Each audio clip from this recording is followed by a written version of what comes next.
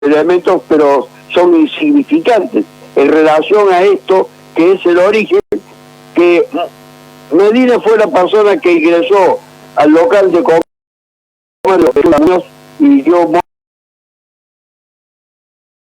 muerte a ella, y ninguna otra y también una llamada telefónica o una conversación que habría mantenido con su abuela, una recomendación de que había estado ese día allá en el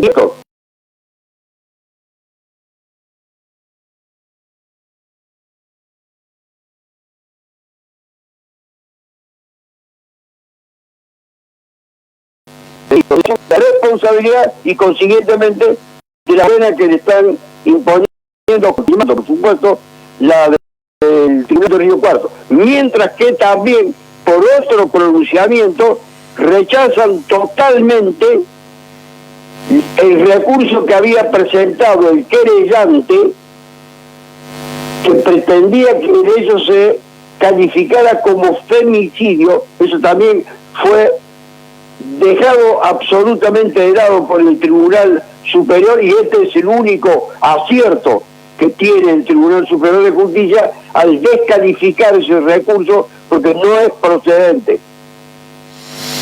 Doctor, esta cuestión no ha trascendido porque también entonces el tribunal se expidió rechazando lo que pedía la querella de la familia Muñoz.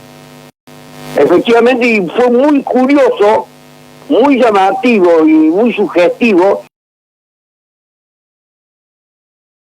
que el discurso Fierro ha hecho cosas realmente condenables. La primera, no mantener el recurso que había presentado el fiscal de Río Cuarto en favor del acusado. Lo dejó de lado, lo rechazó,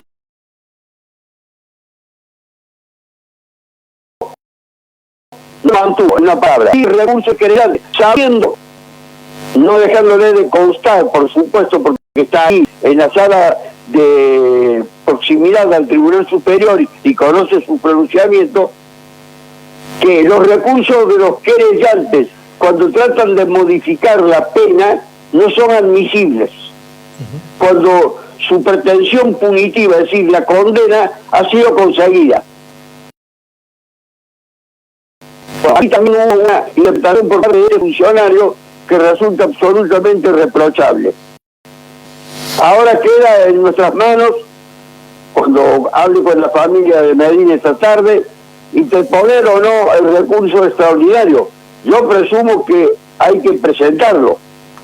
Y generalmente, me adelanto, el Tribunal Superior de Justicia suele no dar recurso.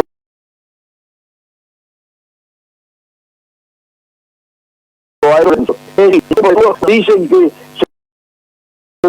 puramente local y que no concierne a un aspecto de naturaleza constitucional, que serían las únicas que podrían habilitar que la Corte Suprema de Justicia se abocara al tema. Sí, pero acá hay una cuestión constitucional de por medio, que es la supresión del principio de la ley, que no tiene nada que ver con los hechos, sino con la interpretación que le da a el Tribunal Superior de Justicia, como lo había dado antes en su penosa despedida la jueza que durante años había sido magistrada del Río Cuarto, y con este fallo se despidió en su última actividad, y fue para mí una cosa ya en aquel entonces lamentable.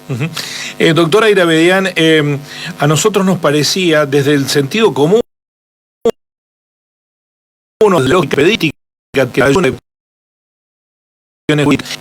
un fiscal de que estaba cerca de los hechos y de las pruebas, que había pedido la absolución de defendido porque con los indicios que tenía, y un lejano Tribunal Superior de Justicia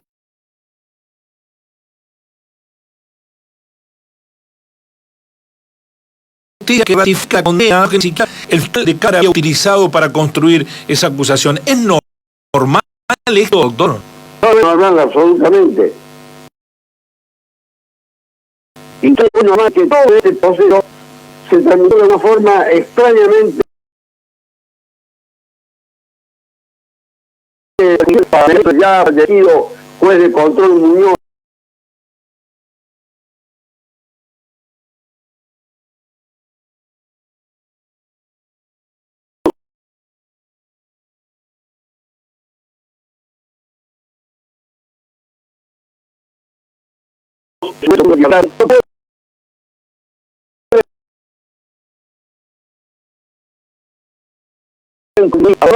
ser una garantía para todos ustedes, para mí, para la opinión pública, para el acusado. De manera tal entonces que en definitiva la familia Muñoz no se debe quedar tranquila, porque no van a saber nunca quién mató al miembro de esa familia. Doctor, usted mencionó que el Tribunal Superior de Justicia en particular en las cuestiones penales. ¿Podría fundamentar un caso que ha intervenido a la Corte Suprema y que ha revocado el pronunciamiento del Tribunal Superior de Justicia? Yo en este momento no tengo los nombres de esas causas, pero son varias en los últimos años que la Corte Suprema de Justicia de la Nación ha dejado sin efecto pronunciamientos del Tribunal Superior de Justicia de Córdoba particularmente, porque se han violado reglas y normas fundamentales que hacen a la cuestión de las garantías y derechos constitucionales. Acá, como le dije hace un momento, se suprimió el principio de la duda.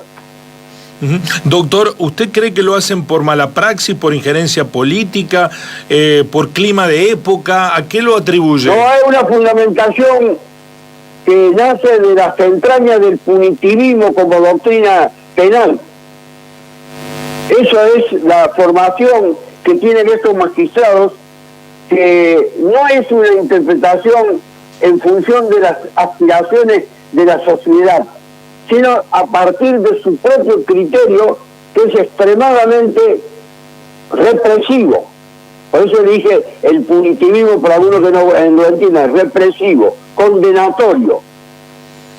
Y no es porque se trate en este caso de una mujer. Tengo en cuenta ese aspecto también, porque si se hubiesen guiado por las apetencias, requerimientos, protestas de algunos organismos o colectivos femeninos, hubieran dicho que esto era un femicidio. No lo podían hacer porque no le va su propia jurisprudencia, su propio pensamiento penal, y no le permitía entonces aceptar el recurso del querellante.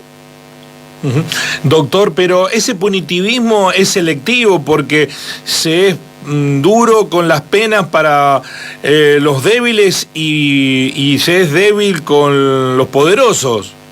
Así es, pero fíjese que en algunos casos en que han aceptado los recursos de casación que no tienen casi ninguna posibilidad de éxito, si hace usted una estadística y un seguimiento pormenorizado de los fallos del Tribunal Superior de Justicia, se va a dar cuenta que virtualmente casi nunca el recurso prospera.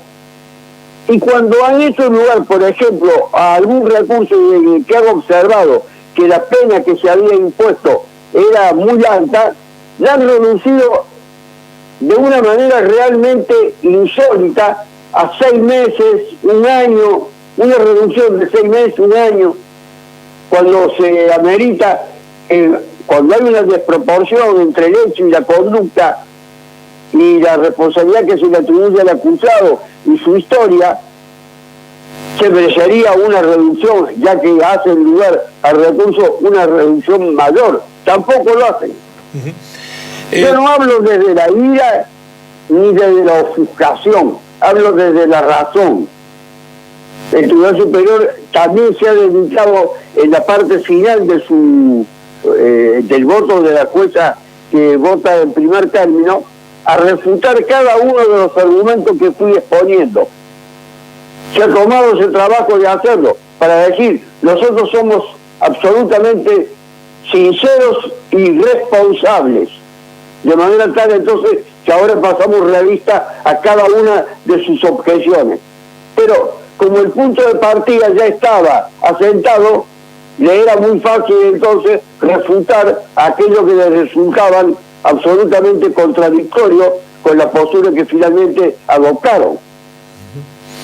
Doctor, estamos hablando con el abogado penalista cordobés Carlos Airabedián, abogado de Sergio Medina, que hoy se va a reunir con los familiares para decidir si apelan este fallo confirmado por el Tribunal Superior de Justicia.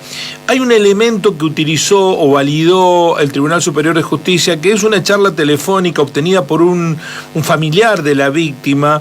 Esta prueba, sin control de partes, ¿tiene validez? ¿Está bien que el tribunal, una prueba gestada por familiares de la víctima, sea considerada determinante? Justamente le dije que había utilizado una llamada telefónica en la que aparentemente hay una contradicción entre lo que dijo Medina, la negación de toda participación, y esta trampa, diríamos así, entre comillas, que le tendieron para saber si había estado o no había estado en el negocio de esa oportunidad en alguna hora, porque había una prenda que él tenía que retirar, si la había retirado o no. Pero eso no puede llegar a instalarlo luego a Medina en el escenario donde se perpetró el hecho, porque ninguna de las pruebas científicas que se utilizaron, y que fueron muchas, abundantes, y todas ellas pertinentes, pudieron acreditar este extremo, que Medina estuvo allí. Para finalizar, doctor, usted cuestionó el rol del Tribunal Superior de Justicia. Hoy tenemos una Corte... Ahora lo estoy escuchando bajo. Bueno, no, le decía que usted cuestionó el rol del Tribunal Superior de Justicia. También tenemos una Corte Suprema de Justicia desacreditada. Igual a las condiciones, porque en Córdoba se menciona, bueno, la justicia provincial es otra cosa, diferente de la justicia federal. ¿Usted igual a las condiciones del descrédito? Perdón, ¿la pregunta? No, si igual a las condiciones del descrédito respecto de la Corte Suprema, el Tribunal Superior de Justicia de la provincia de Córdoba, ¿están igualmente desacreditados? El descrédito de la Corte es de naturaleza política e institucional, más que por sus fallos respecto a las cuestiones que, siendo de su competencia, atienden a situaciones que, por ejemplo, puedan ser parangonadas o análogas a la de la causa de Medina, pero en otros pronunciamientos de otra naturaleza que conciernen al poder político, allí entra a trabajar otro tipo de valoración sobre la Corte Suprema, que también tiene un gran desprestigio. Y en el caso del Tribunal Superior de Justicia, ¿no cree que sea una cuestión política, sino jurídica ligado con esto? No, esta no es una cuestión política, el fallo del Tribunal Superior de Justicia no es una cuestión política, se trata de una corriente de interpretación del derecho penal que es de la más rigurosa, y como tal, tienen una postura absolutamente inmodificable en materia de represión. Y por eso los recursos no se abren. Fíjese un detalle muy interesante para la utilización incluso periodística.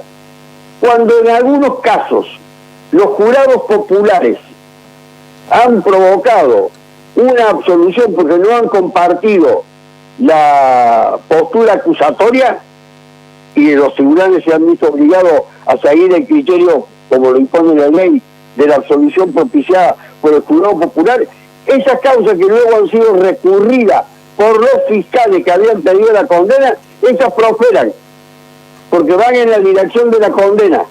Es decir, desautorizan al jurado, que es la voluntad de la opinión del pueblo. Pero cuando es a la inversa, cuando el jurado se ha inclinado por la postura condenatoria, entonces ya resulta una cosa digna de la santificación.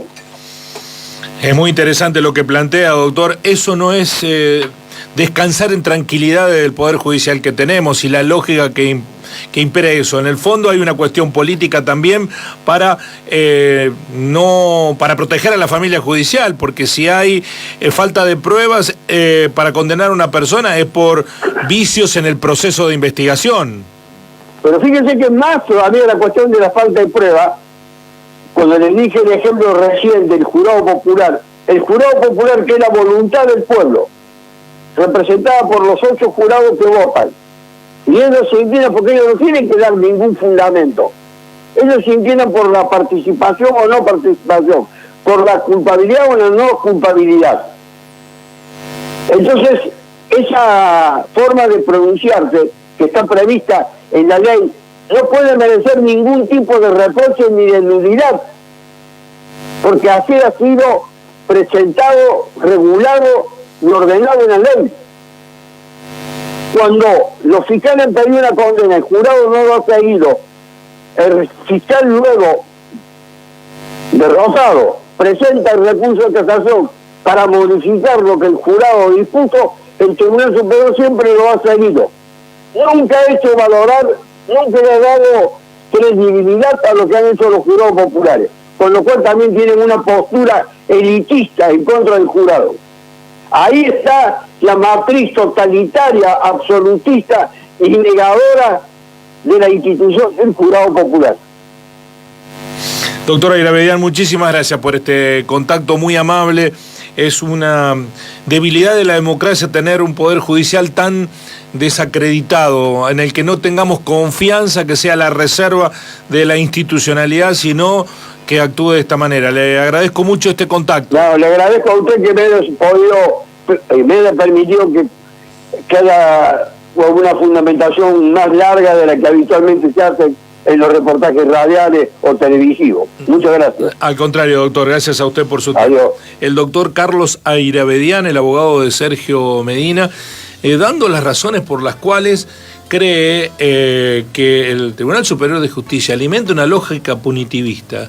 Cuando los fallos son absolutorios, hace revisar las causas, pero cuando los fallos son condenatorios, ratifica.